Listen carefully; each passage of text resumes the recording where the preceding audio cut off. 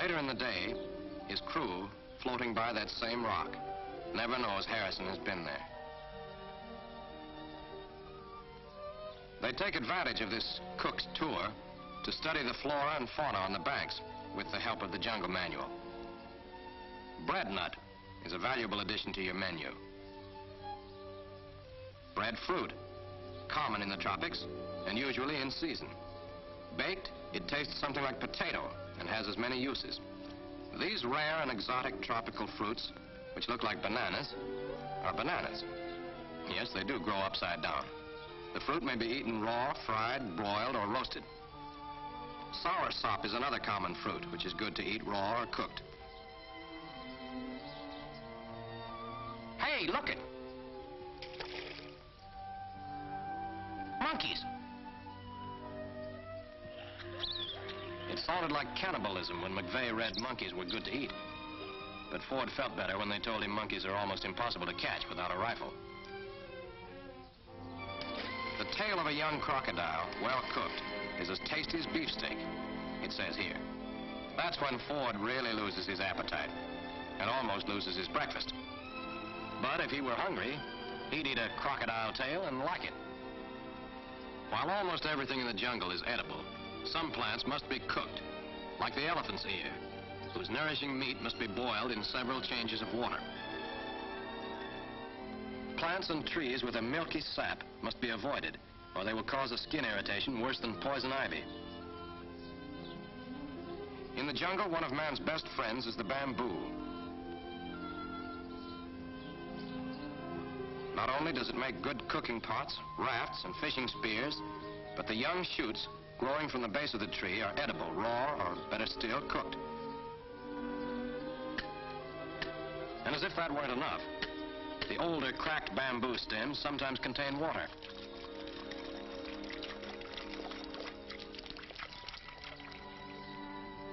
The sun's heat is intense, but that shouldn't stop you from absorbing some sunshine vitamins if you're careful not to overdo it, even on cloudy days.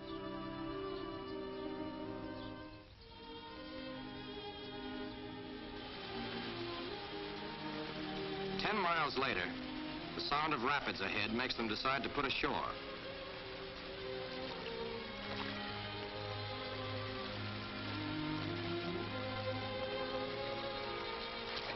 If they'd wanted to, they could have floated the raft down the rough and rocky waters ahead by tying vines to it and guiding it along from the bank. But they planned to leave the river anyway, for according to their calculations, their plane is due west in the jungle, not more than a few hours' march, and they're anxious to get to it as soon as possible.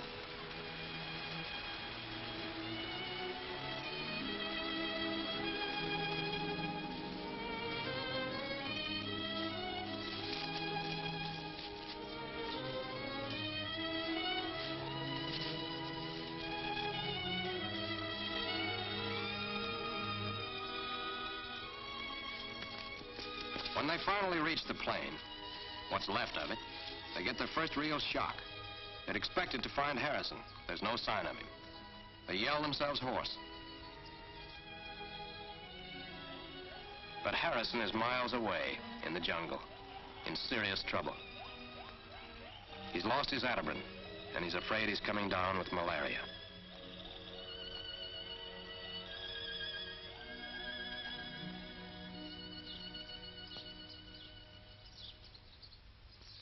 After a night's rest in hammocks, the best overnight beds you can make in the jungle, they start getting ready for the reconnaissance planes they know will be searching for them.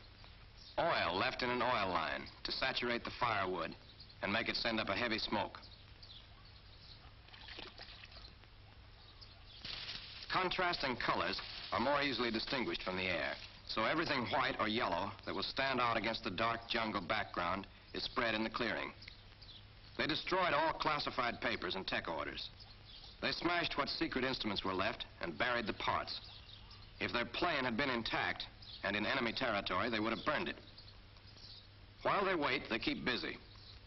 McVeigh practices with the signal mirror. He knows it has to be aimed accurately for the reflection of the sun in the mirror to be seen by a passing plane. A pattern is thrown on his shirt through the clear cross in the center of the mirror. When this pattern is superimposed over or coincides with the cross in the mirror, the signal beam is aimed at whatever object is seen through the cross. If he hadn't a mirror, any shiny piece of metal would do almost as well.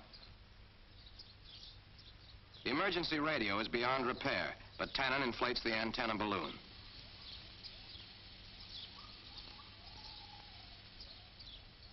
Floating over the treetops, it can easily be spotted from the air.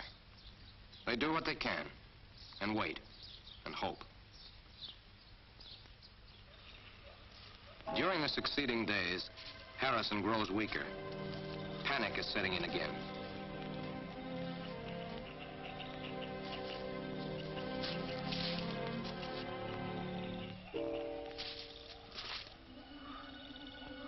He knows he's lost, and at the end of his rope.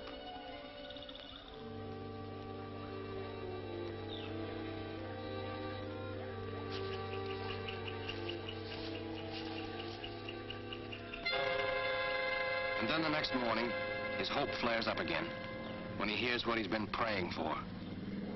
He starts a fire quickly, but at best it's hard to make the smoke seen above the trees.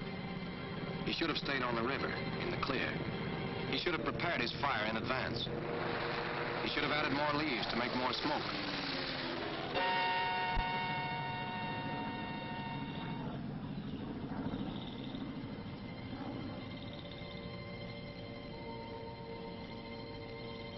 Yes, there are a lot of things he should have done. And now the possibility that he will die in the jungle, alone, seems very real. It isn't long before the crew hears the same plane.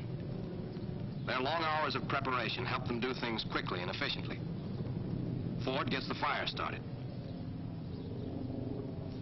Abbott crushes the Mae West sea marker die. It spreads across the stream, already marked by a suspended parachute. Tannen adds plenty of leaves to build the smoke blacker and higher, and it spirals upward into the sky. McVeigh uses his signal mirror.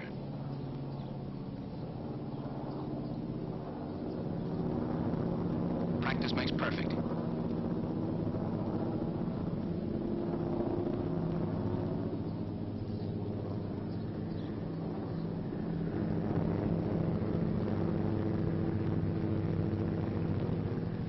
They know they're spotted.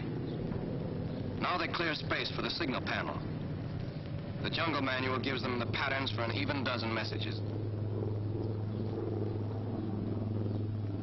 Indicate direction of nearest civilization. They watch the plane bank and fly due south. Need quinine or aspirin.